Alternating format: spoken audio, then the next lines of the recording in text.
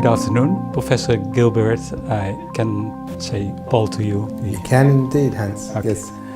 And very welcome in the Netherlands. And you're well known about your writings in compassion-focused therapy. But let me first ask, you have a long career in psychotherapy and psychology. And you started your career with practicing cognitive behavior therapy. Yes. Right? I understood.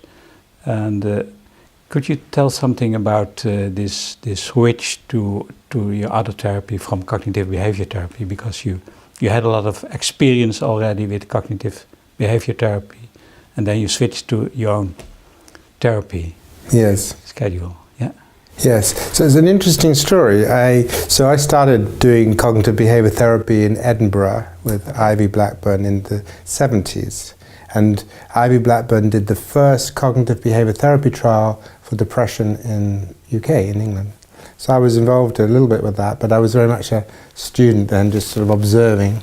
And so I went on and worked with cognitive behavior therapy. But running alongside that, I was also an evolutionary orientated psychologist. So I was involved with an international group of evolutionary psychologists. And in fact, Tim Beck was also very interested in the evolutionary aspects of depression and anxiety and so on. So I had these two strands running, and as a young person I wasn't quite sure how I could make them match up. So that was one strand. I was very interested in not so much the cognitive basis of depression or anxiety, I think that had been well worked out, but what are the underlying deeper mechanisms.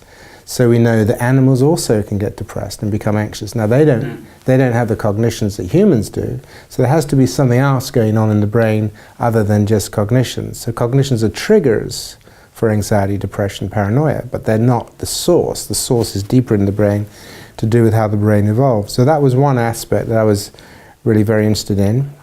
And I did a lot of work in the 80s on what is called social rank theory, which is looking at the ways in which animals who become socially defeated, lose fights or get subordinated, become very depressed and very anxious.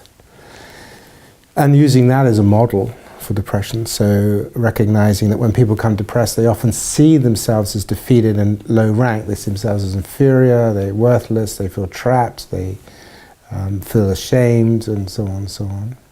So that was one aspect of it. Then the second aspect of it was I did a lot of other training. I did Jungian training as well, because I was interested in the archetypal evolutionary part. And Jungian. Yes, yeah. Yes, Carl Jung. Yeah. And then also, what happened was we were working with severe chronic depressed people, doing cognitive therapy, and they had the experience of, well, I understand it. I understand it, Paul. They'd say, but I know that it's logical to think this way, but it just doesn't really do anything for me. They didn't feel it. They didn't feel it. They could think it, but they didn't feel it. So there was a series of patients that I was seeing. One patient in particular who had been severely suicidal, very, very depressed, in and out of hospital. She'd been adopted as a young child and had a lot of abandonment issues and so on. But she'd made a good marriage and also had done quite well and had a job and so on and so on. So even though she felt worthless and useless, she could stand to the side of that and say, actually, but when I don't feel depressed, I realize I have quite a good marriage, I have children that love me, and I've been able to hold down a good job, I've been able to contribute to the family and so on. So great. So cognitions were good. So the alternative thoughts, the coping thoughts, what would you say to a friend, all that stuff. So she could do all of the recognizing that the depressed thoughts are rather black and white and so on. But even though she could focus on this, it didn't help her feel better. So one day, her in particular, but there were others as well, I said to her, well, how do you actually hear these thoughts in your mind? When you see them written down, these coping thoughts, these alternative thoughts, how do you actually hear them, Speak them out as you hear them. So she had her alternative thoughts written down. She said, well, okay, so you think you're worthless and nobody loves you. But I mean, you've got a husband who loves you. You've got children who love you. You've done all right at work, haven't you? Okay. So the emotional tone of the alternative thoughts was hostile. Okay. So that was a penny dropping moment, and I started to check not on what they were saying in their heads, but how they were saying it in their heads. And it turned out that they could say very logical and helpful things. Patients who had panic attacks could easily stand back and say, well, I've had these feelings before, and they're linked to anxiety, and so on. But they would have a very hostile, or even a very anxious way of saying the thoughts.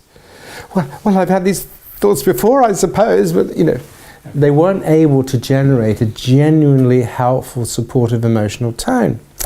So that was the beginning of the thing, of the work, of actually helping people think about and generating a real emotional, motivational tone to be helpful, supportive, and kind. And what we found was that many of our patients couldn't do it. Not only could they not do it, they didn't want to do it. So this particular lady said, well, I think that would be weak.